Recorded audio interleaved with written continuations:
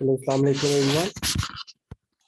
We discussed strategic analysis last time and strategic management. उसका ही third topic है strategic choice. ठीक है? यानी basically strategic choice क्या चीज़ होती है?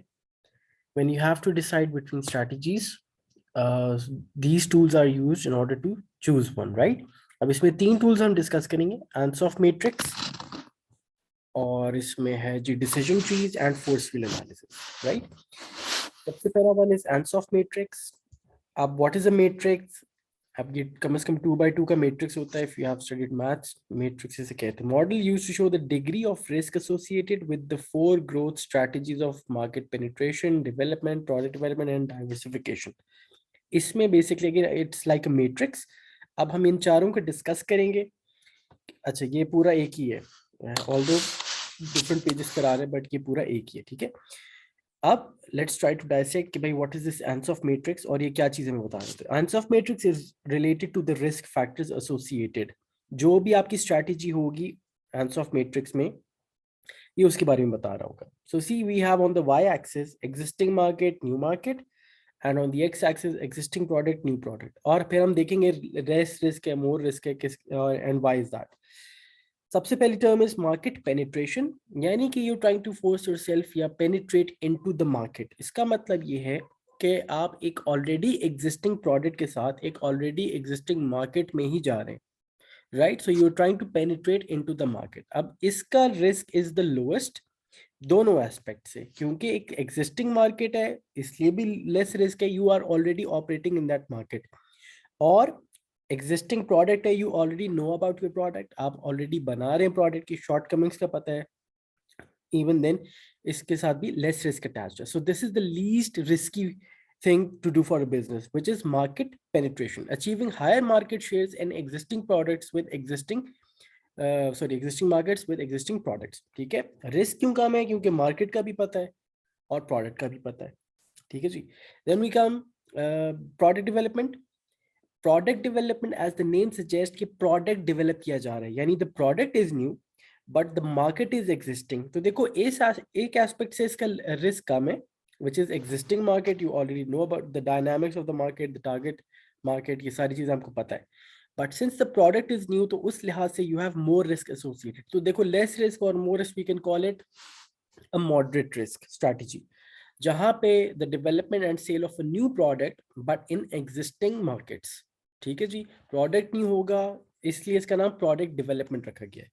Then we have market development. Again concept same है जी. मार्केट डेवलपमेंट में मार्केट नहीं होगी बट प्रोडक्ट एग्जिस्टिंग होगा. सो फ्रॉम वन एस्पेक्ट आपका रिस्क कम है क्योंकि you already are making that product, you know about the product. But from this aspect क्योंकि मार्केट नहीं है, you are trying to expand into newer markets, तो market की इतनी इंफॉर्मेशन नहीं है, you need a lot of research for that.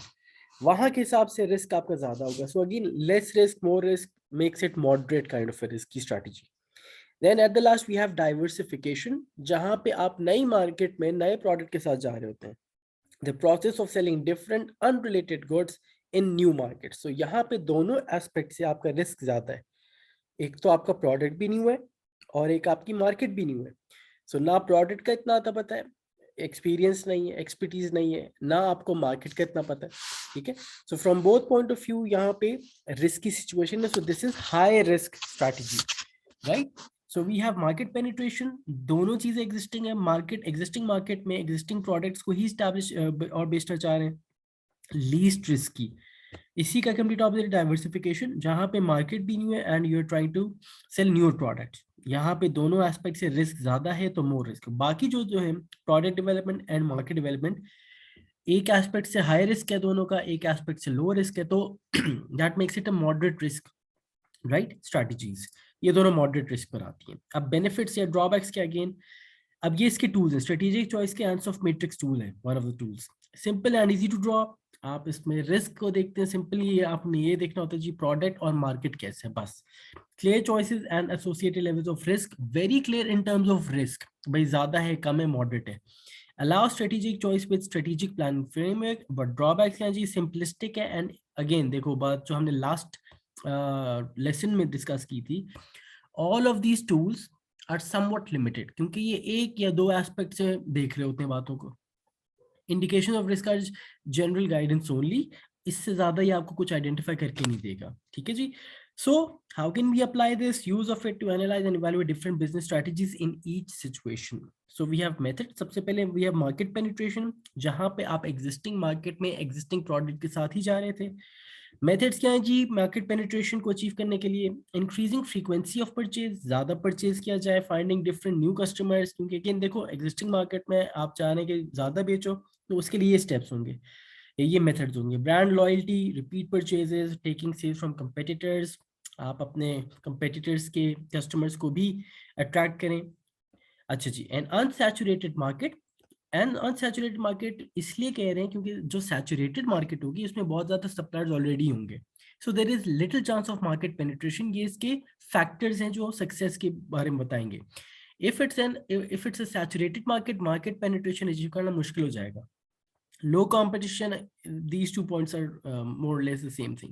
And growing size of the market, क्योंकि अगर मार्केट में ग्रोथ का पोटेंशियल है, only then it's possible to achieve your market penetration. But अगर मार्केट ग्रोथ ही नहीं है, जैसे हमने उसमें देखा था लास्ट टाइम स्ट्रेटेजिक एनालिसिस में, तो फिर भी अचीव करना मुश्किल हो जाएगा। बेनिफिट्स क्या है जी मार्केट पेनिट्रेशन की? आपको प्रोडक्ट का भी पता है, आपको मार्केट का भी पता है, सो यू ऑलरेडी नो, इसमें रिसर्च का इतना एलिमेंट नहीं आता, right. May increase efficiencies, drawbacks या जी लीड टू इंक्रीज्ड कंपटीशन। अच्छा जी, व्हाई इज दैट? क्योंकि you are establishing yourself into the market, you are selling more and more goods. जहां भी गुड्स ज्यादा बिकेंगे, the suppliers will be attracted towards that market. तो हो सकता है इन लॉन्ग टर्म फिर ज्यादा कंपटीशन आ जाए, and that market is no longer very growing market, क्योंकि वो सैचुरेट हो जाएगी। रिलायंस ऑन लिमिटेड मार्केट हो जाएगी। यहाँ पे बेसिकली आप किस पे रिलाई कर रहे हैं? अपने एग्जिस्टिंग प्रोडक्ट पे और अपनी एग्जिस्टिंग मार्केट पे, राइट। तो फ्लेक्सिबिलिटी इतनी नहीं होगी। Then comes product development, where the product was new but it was being sold in your existing market, moderate kind of risky strategy. Altering existing products to appear new, क्योंकि यहाँ पे आप product के साथ खेलना चाह रहे हैं, प्रोड्यूसिंग न्यू प्रोडक्ट्स, ठीक है। ये मेथड्स हैं इसके। या तो आप ऑलरेडी एग्जिस्टिंग प्रोडक्ट्स को ही थोड़ा सा ट्वीक करें, ठीक है, या फिर आप इंटायरली न्यू प्रोडक्ट बनाइए। अच्छा जी, प्रोडक्ट डेवलपमेंट में you need research, because again you need to know about the product जो बिकेगा, सो इसके लिए कस्टमर की सर्विस पता होनी चाहिए, ओपिनियंस पता होनी चाहिए। Strong brand identity and brand की identity is good, important. If people know about your brand, they will not hesitate to try your new products. But अगर आपका ब्रांड ही न्यू है, ब्रांड ही इतना अवेयर नहीं है, लोगों को नहीं पता, उसके बारे में अवेयरनेस नहीं है, product development might fail then, right? क्योंकि people would be reluctant to buy from anything new from your brand then. Benefits क्या है जी? Customer knowledge but untested. Customer को नॉलेज किसकी है जी? मार्केट की है, राइट, बट प्रोडक्ट की नहीं है, इतना फर्क नहीं पड़ता। Expands the product range utilising existing customers, आपके एग्जिस्टिंग कस्टमर्स, क्यों? क्योंकि एग्जिस्टिंग मार्केट है, तो इतना आपने जोर नहीं लगाना मार्केटिंग पे भी, even, right. Extensive R&D cost for new products, यहाँ पे रिसर्च आपके प्रोडक्ट से रिलेटेड होगी but not with the marketing. ये इसका ड्रॉबैक भी है कि प्रोडक्ट रिलेटेड ज्यादा रिसर्च करनी है। Market research also required obviously. Then comes market development, more less the same thing but the opposite. A new use of the product, a new area for sales, आप region wise भी जा सकते हैं, and targeting a different type of customer. जरूरी नहीं है कि आप एग्जिस्टिंग बेसिकली एग्जिस्टिंग मार्केट छोड़ दें। एग्जिस्टिंग मार्केट में रहते हुए you can target an entirely different population set, ठीक है जी। पहले आप मेल्स को केटर कर रहे थे, अब आपका प्रोडक्ट कोई ऐसा है, यानी उसी का यूज आपने फीमेल्स के लिए भी निकाल दिया। थॉरो मार्केट रिसर्च, हाँ अगेन, क्योंकि market development in newer market है, core competencies are linked to the product. Remember core competencies strategic analysis का टूल था एक, वेयर द कंपनी एक्सेल्स, ये उसको कहाँ पे बेनिफिट है competitive edge a compare to its competitors, right. Product knowledge but unknown customer base, product का पता है, एग्जिस्टिंग प्रोडक्ट है, बट आपको कस्टमर या मार्केट का नहीं पता। So again a lot of research, यानी आपको यहाँ पे रिसर्च की कॉस्ट ज्यादा पड़ेगी, ठीक है। Expand the customer base, meaning less reliance on one market. हाँ, इसमें ये फायदा हो जाता है कि थोड़ा सा आपका रिस्क कम हो जाता है, क्योंकि आप एक मार्केट पे नहीं डिपेंड कर रहे होते, ठीक है जी, you are depending on multiple markets then. However increase spending on advertising, क्योंकि आप एक अननोन ब्रांड है, एक नई जगह पे नाम बनाने के लिए you need to spend some amount, right? Then comes the last strategy of Ends of Matrix, diversification, where the product was new, और वो कहाँ लॉन्च कर रहे थे आप? बिल्कुल ही न्यू मार्केट में। So high risk strategy, use of R&D link to market research, ये मेथड है, and integration with another business, क्योंकि देखो इंटीग्रेशन इसलिए इंपॉर्टेंट हो जाती है क्योंकि ना आपको मार्केट का पता ना आपको प्रोडक्ट पता, so you need some sort of local help, right?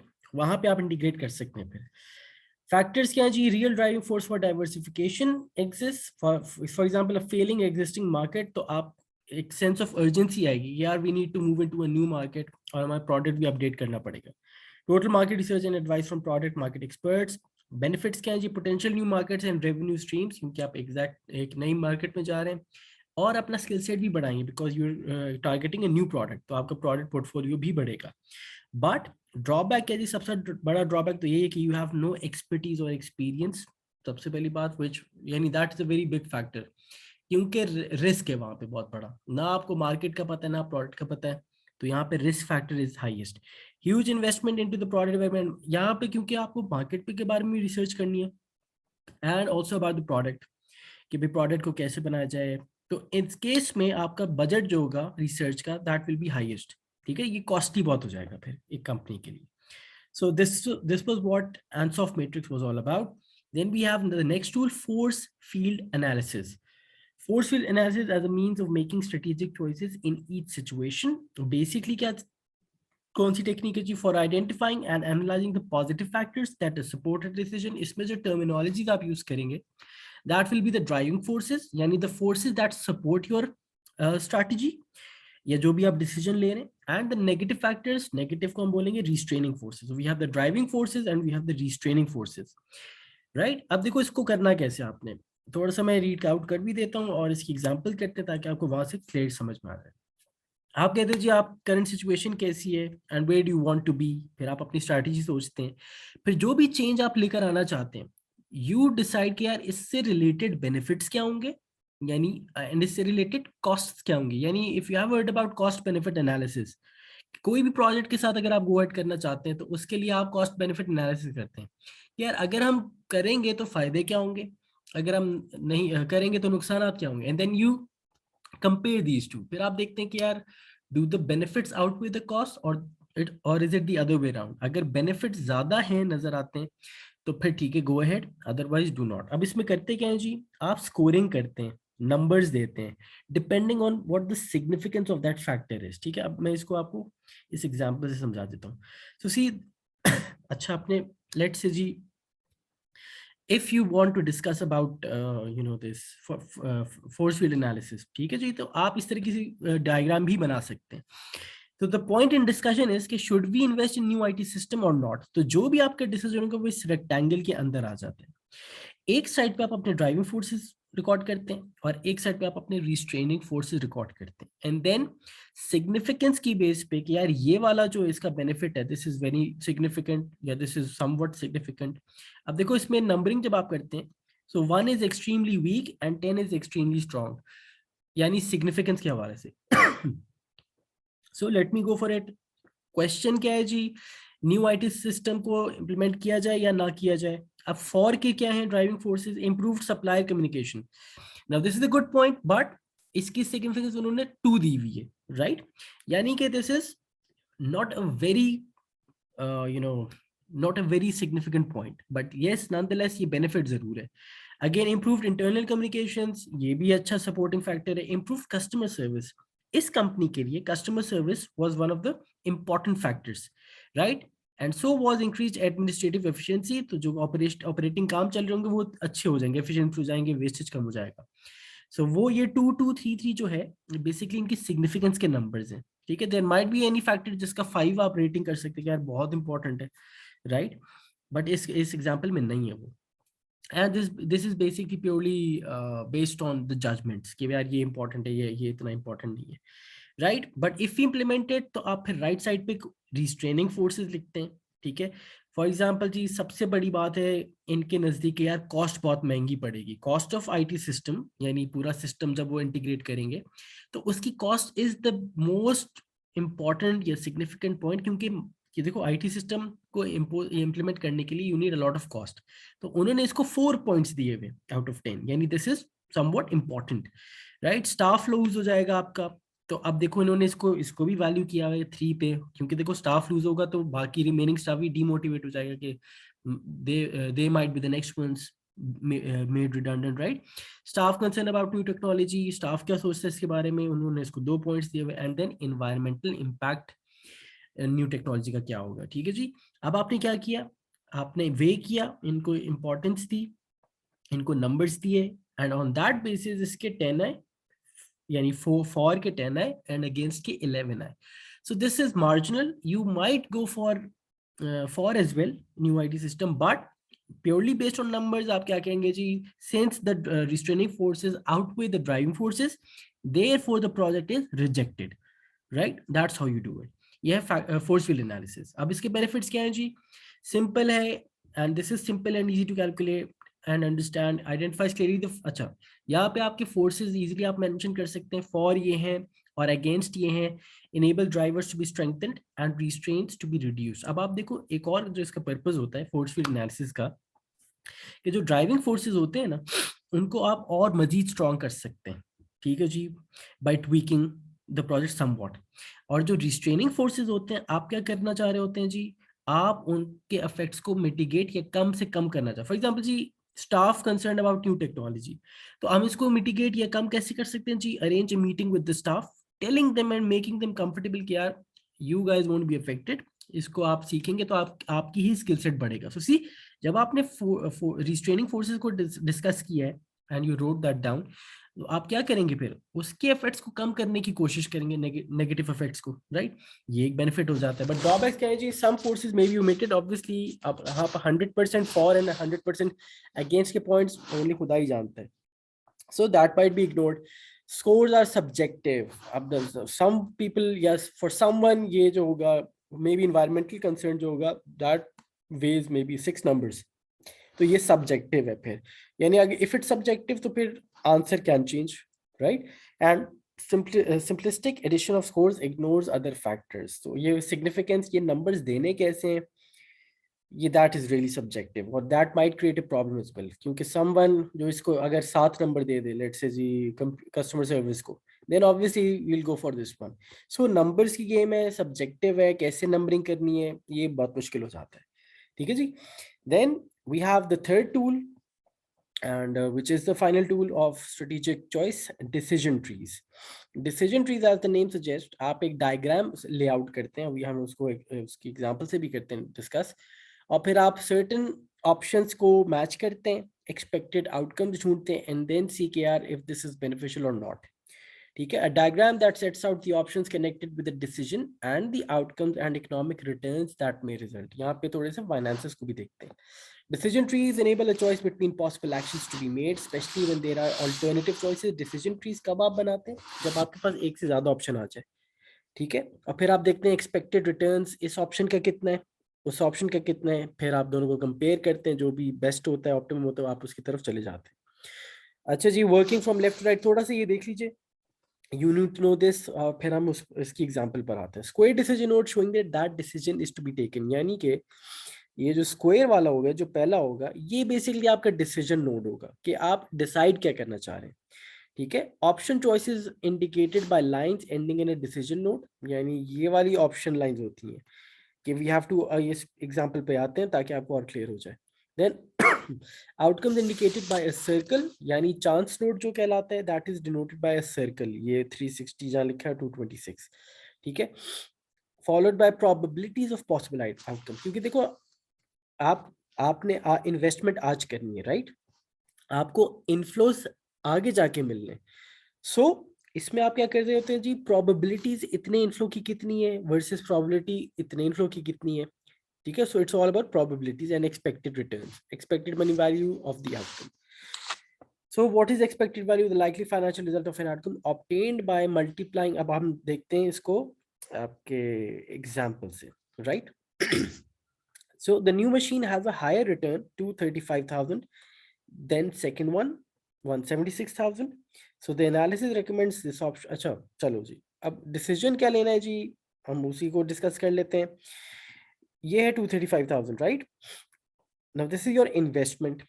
अब आप देखो ये ऑप्शंस हैं, buy new packaging machine and buy a second hand machine. अब वो कहने जी, if you buy a new packaging machine तो फिर आपको कितना इन्वेस्ट करने पड़ेगा, 360,000, राइट।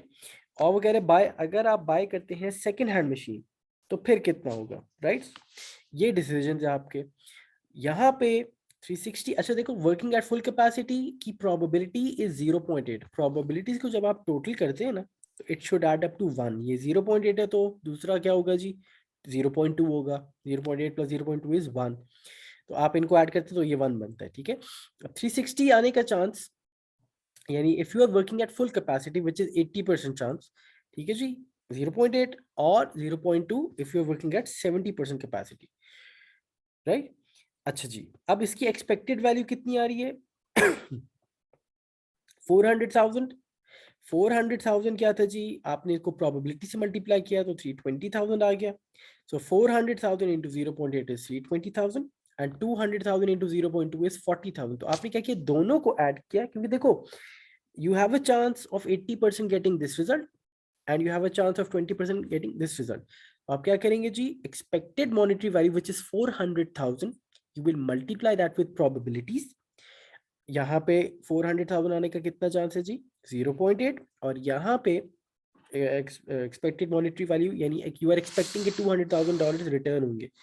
कितना है जी, 200,000 इंटू 0, इसका चांस कितना, 0.2। तो हम वेट्स को भी कंसिडर कर रहे हैं तो 40,000। तो आपने कहा ऑन एवरेज आपको 360,000 का रिटर्न मिलेगा if you buy a new packaging machine. अच्छा जी, 360,000 का रिटर्न है, how much will that cost you, 125,000 इसकी कॉस्ट होगी। So expected return is 360,000। वो कैसे आया जी, आपने एक्सपेक्टेड मॉनेटरी वैल्यू को मल्टीप्लाई कर उसकी कैपेसिटी से कि भाई 80% चांस है 4 लाख कमाने का और 20% चांस है 2 लाख कमाने का। तो हमने एक्सपेक्टेड वैल्यू कैसे निकाली, इनको रिस्पेक्टिव प्रोबेबिलिटी से मल्टीप्लाई किया, it came out to be 360। 360 मेरा रिटर्न था भाई। आपको कॉस्ट कितनी पड़ी, 360 माइनस मतलब 125, तो आपको प्रॉफिट कितना आ रहा है, 235,000। ये मेरा डिसीजन था, ठीक है। अब हम आते हैं दूसरी, क्योंकि आपके पास दो थे, एक था बाइंग न्यू पैकेजिंग मशीन, उसकी कहानी हमने देखी। Then buying second hand machine.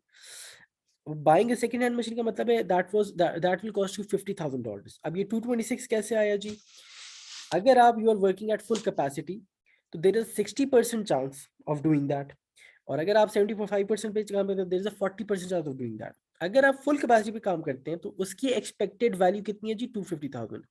यानी if you are working at full capacity the return that you will get is $250,000 और उसकी प्रोबेबिलिटी कितनी है, 60%, यानी 0.6। तो मैंने उसको मल्टीप्लाई किया उसकी प्रोबेबिलिटी के साथ तो 150,000 आ गया। And then there was also a 40% chance कि आप 75% कैपेसिटी पे काम करते हैं और इसकी expected value was 190,000। So you multiply 190,000 by its probability 0.4 and you added that up to this one, 226,000 आ गया आपका रिटर्न।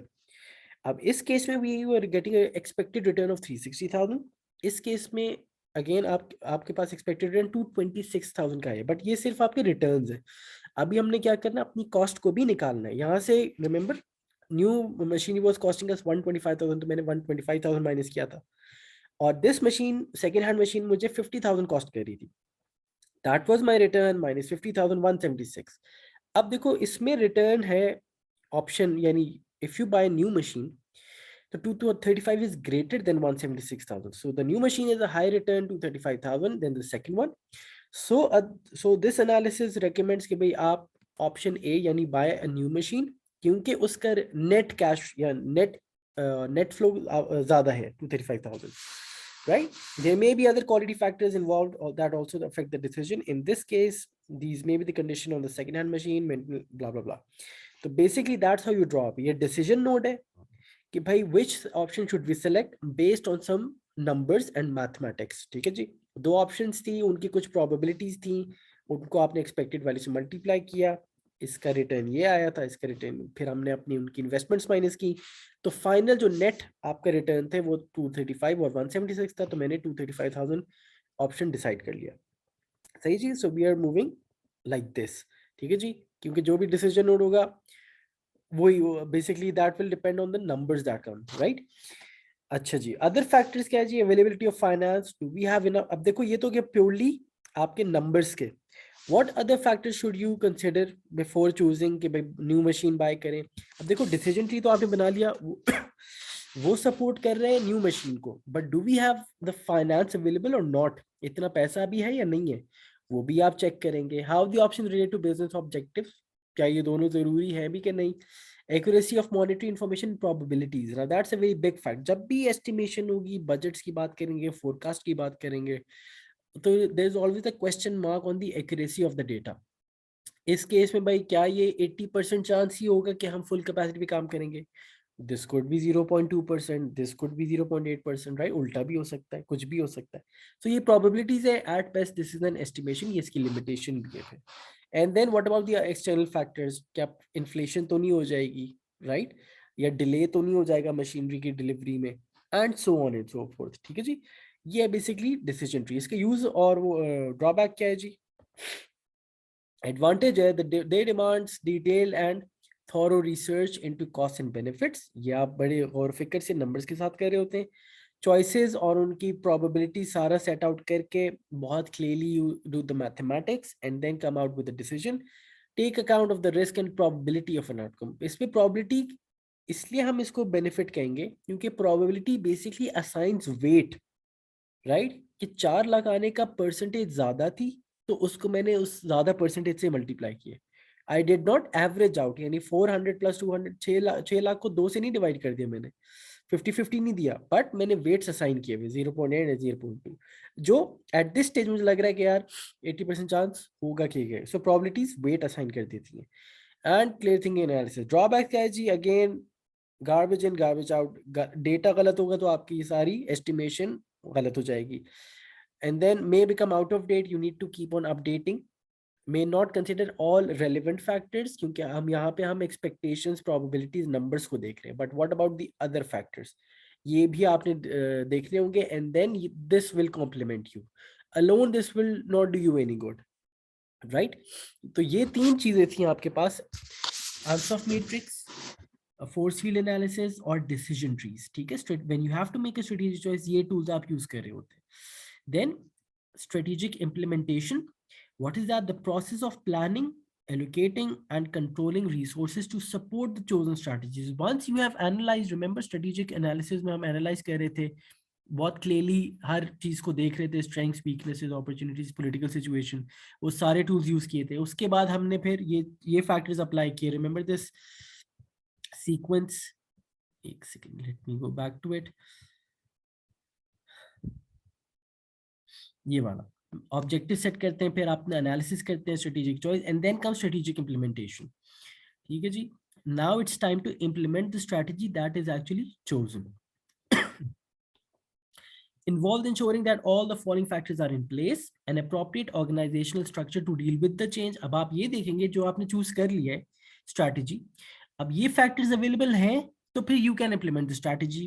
कि भाई अप्रोप्रिएट ऑर्गेनाइजेशन स्ट्रक्चर है, यानी इतना फ्लेक्सिबल है कि वो चेंज इंप्लीमेंट कर सके, आपके पास इतने रिसोर्सेज हैं कि ये चेंज इंप्लीमेंट कर सकें, स्टाफ है who is willing and motivated to apply the change, इनके staff is a very big part of the change. Leadership style है जो आपको सपोर्ट करे या आपको विजन दे for a change, right? And then control and review systems, why? Because you need to monitor the progress, कि भाई आपने जो चेंज इंप्लीमेंट करना है, जो स्ट्रेटजी अप्लाई करनी है, are we going in the right direction और नॉट, ये आपके कंट्रोल एंड रिव्यू सिस्टम्स होते हैं। सो वंस ये सारी चीजें, now you need to know कि भाई इंप्लीमेंटेशन पे अगर क्वेश्चन आ जाता है, ठीक है, तो आपने भाई एनालिसिस किया, आपने फिर स्ट्रेटेजिक चॉइस वाले टूल्स यूज किए, and then you select strategy, strategy select होगी, हाउ वुड यू नो कि भाई अब अप्लाई करना चाहिए या नहीं करना चाहिए? तो ये वो फैक्टर्स हैं जो बताएंगे हाँ यार हमारे पास रेलिवेंट ऑर्गेनाइजेशन स्ट्रक्चर भी है, फ्लेक्सिबल है, लीडरशिप भी है, अच्छा स्टाफ भी है, तो हमारा स्ट्रैटेजी इंप्लीमेंट हम कर सकते हैं। Otherwise this might be a very hard thing to do. ठीक है, अब बिजनेस प्लान्स क्या होते हैं? Like any other plan, a business plan is a written document that describes a business objectives, strategies, market, financial forecast. Business plan basically, a business makes a business plan before it starts the operation। ठीक है, तो वो क्या करेगा जी? Document करेगा हर चीज को कि भाई this will be our product, हम हमारी वर्किंग ये कि हमारी सेल्स इतनी होंगी, हमारी टारगेट मार्केट ये, and so on and so forth. Forecasting करेगा। मेन पर्पस क्या है जी बिजनेस प्लान का? टू अट्रैक्ट फाइनेंसेस, क्योंकि you might have the idea but you might not have the finances, तो वो क्या करेंगे जी? वो एक बिजनेस प्लान करेंगे। Whenever you go to a bank और किसी भी वेंचर कैपिटलिस्ट कौन होते हैं? जो आपका बिजनेस प्लान सुनते हैं, आपका आइडिया जो आप पिच करते हैं वो सुनते हैं, and then they they try to help you in exchange for some equity. If they see कि यार प्लान अच्छा है, फोरकास्टिंग बड़ी अच्छी की हुई है आपने, डेटा अच्छा यूज किया हुआ है, तो वो फिर कहेंगे जी 10% इक्विटी दे, मैं आपको इतने पैसे देता हूँ, इन्वेस्ट करता हूँ, ठीक है। तो बिजनेस में वहां पे भी काम आ सकता है। अब इसके कंटेंट्स क्या है जी? Executive summary. एग्जीक्यूटिव समरी जैसे एक बुक के पीछे सिनॉप्सिस होता है, दिस मेन समरी, ये बेसिकली वो होता है कि भाई प्रोजेक्ट क्या होगा, नेम क्या होगा, ठीक है, जस्ट ब्रीफ थिंग कि भाई ये this will be our business, ठीक है। प्रोडक्ट सर्विस के बारे में कुछ डिटेल्स होंगी कि यार ये मेन प्रोडक्ट्स, ये सेकेंडरी प्रोडक्ट्स होंगे, मार्केट एनालिसिस, ये टारगेट मार्केट है, ये मार्केट का साइज होगा, ठीक है। मार्केटिंग प्लान बताएंगे, this is how we will market the product, हम टीवी पे एडवर्टाइज करेंगे, ये करेंगे, वो करेंगे, ठीक है। Production plan, where do we plan to produce goods, ठीक है, क्योंकि सर्विस तो सप्लाई की जाती है। Organisational plan, how do you intend to set up the organisation structure, क्या चेन ऑफ कमांड बड़ी होगी या स्पैन ऑफ कंट्रोल ज्यादा होगा, depending on what your product is. Financial plan क्या है जी? दिस इज आवर फोरकास्ट, इतनी सेल्स हमारी इतने साल में हो जाएंगी, तो we will break even in this time period, blah blah blah. ये सारी चीजें फाइनेंशियल प्लान में आएंगी। And then summary of long term ambitions, where does your business want to be in near future या इन फ्यूचर, लॉन्ग टर्म के क्या goals हैं, ये सारी चीजें होंगी। अच्छा जी, the value of business plans for large and small established and startup businesses. देखो, जो भी साइज होगा बिजनेस का, देखो, even if you make a plan for your own personal life, that will help you one way और another. इसी तरह business के लिए भी प्लान कैसे हेल्प होगा जी? Close checking that an idea will be successful, indicating how to overcome possible problem. जब आप प्लान्स बनाते हैं तो you are better ready for the hindrances, जो भी हर्डल्स आएंगे आपके रास्ते में, आप उनको थोड़ा सा बेहतर संभाल सकते हैं, because you have a plan. जब आप प्लान कर रहे होते हैं तो you keep in mind all of these hurdles. Successful applications for a loan, अब रिमेंबर आई टोल्ड यू कि भाई इसका मेन पर्पस फाइनेंस को भी गैदर करना होता है, तो बिजनेस प्लान ये आपको हेल्प करके देगा, ठीक है। बजाय आप इसके कि मुंह उठा के चले जाएं जी पैसे चाहिए बिजनेस करना है, they will ask you lot of things, ठीक है। तो वो it's better to make a plan beforehand. Detailed examination of the financial and organization implications, detailed assessment of the internal and external resources needed for success, focus and obviously sense of direction देगा कि भाई this is our plan। even जो owner होगा he might get detract अगर उसने plan नहीं बनाया, plan होगा तो वो थोड़ा सा स्ट्रेट पाथ पे जा रहा होगा।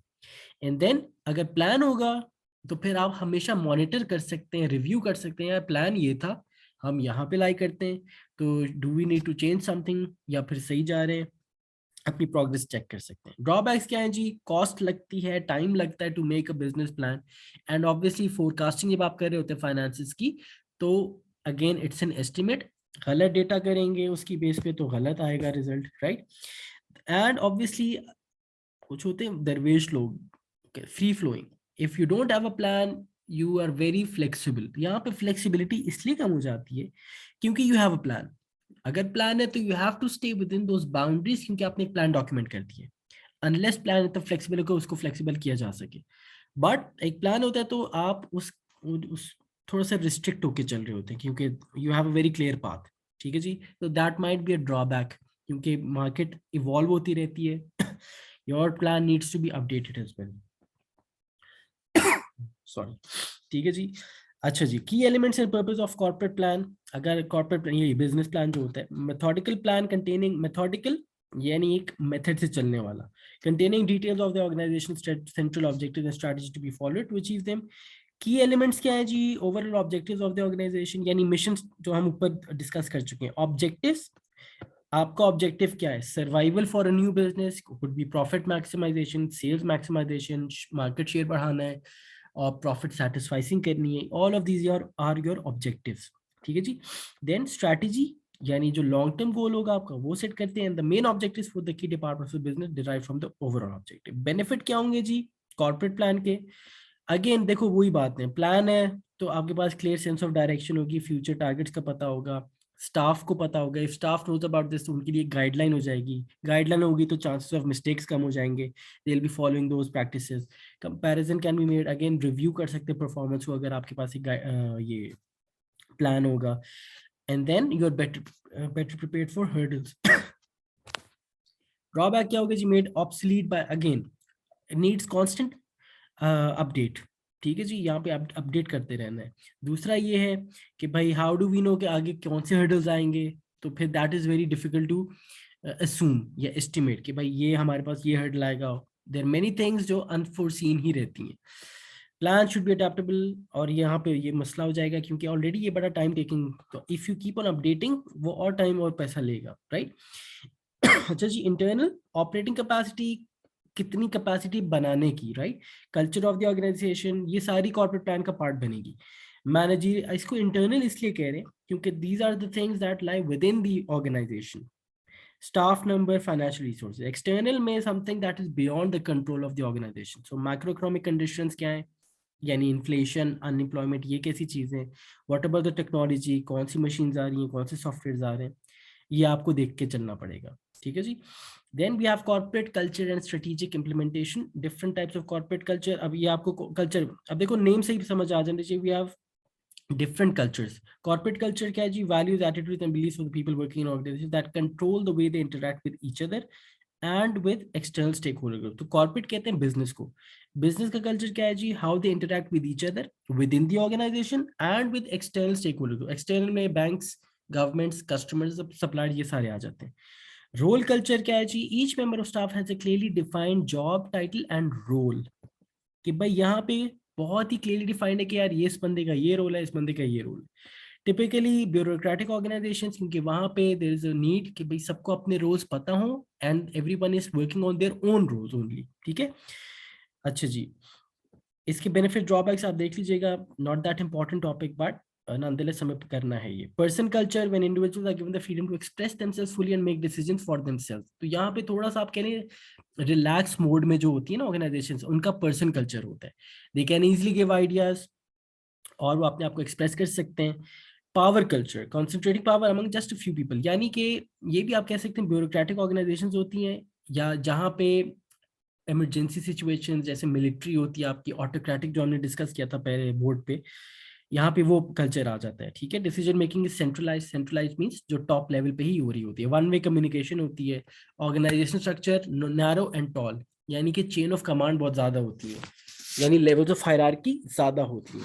और नैरो का मतलब ये होगा कि स्पैन ऑफ कंट्रोल कम होता है, यानी the workers working directly under a manager, वो कम होता है, ठीक है जी। That's your power culture. Entrepreneurial culture में you encourage your employees to come up with ideas, जैसे गूगल करता है। गूगल क्या करता है जी, इतनी ज्यादा जो एप्स हैं गूगल की, there are more than 15 apps of Google running at the moment, and they, what do, ये गूगल की अपनी नहीं है as such, but they allow and they also give the budget, resources भी देते हैं if the idea is good to the employees जो अपने आइडिया पे काम करना चाहते हैं। that is entrepreneurial culture, यानी होते वो वर्कर्स हैं but within that organization उनको वो पैसे भी देते हैं, रिसोर्सेज भी देते हैं, and they encourage them to come up with new ideas और उस पर काम करके उसको सक्सेस बनाए।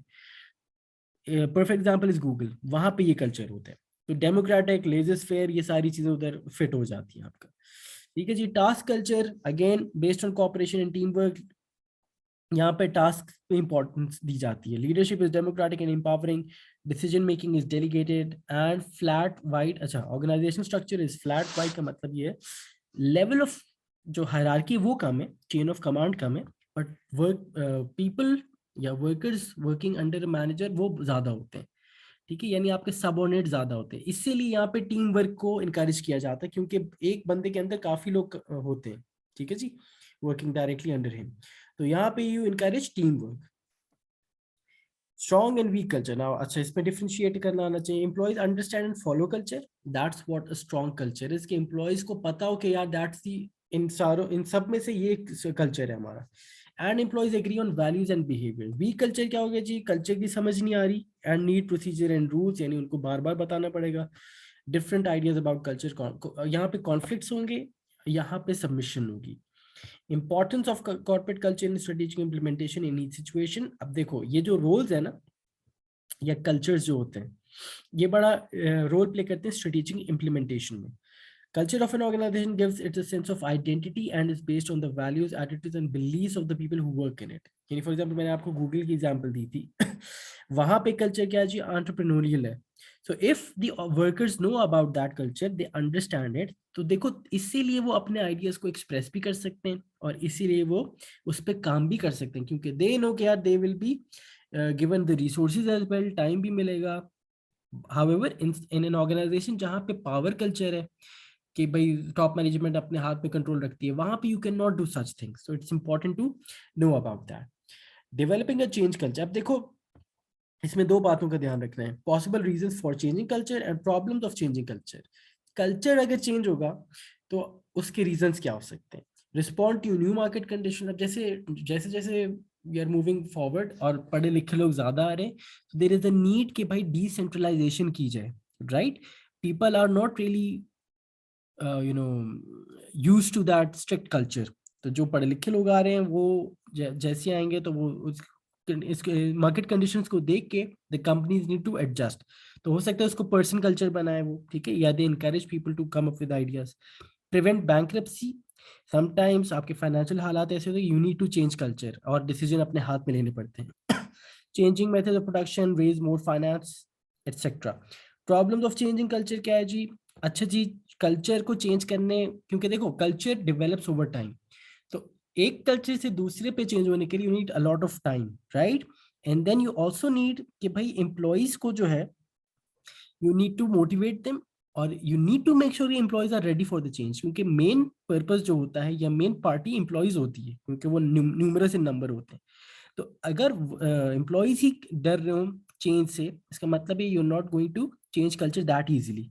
तो उनको आपने कॉन्फिडेंस में लेना होगा। Slow uptake of new products, increase cost, अगर कॉस्ट ज्यादा आ रही है तब भी प्रॉब्लम आएगी, and etcetera. Managing and controlling strategic change, अच्छा जी, रीजंस क्या होते हैं? अब इसमें आपको भाई ये होता है चेंजिंग कल्चर, हम कह रहे थे प्रॉब्लम एसोसिएटेड है, तो भाई रीजंस क्या होते हैं उस प्रॉब्लम के? Fear of the unknown, workers might be thinking कि यार कल्चर चेंज होगा तो हो सकता है हमारी छुट्टी हो जाए, राइट?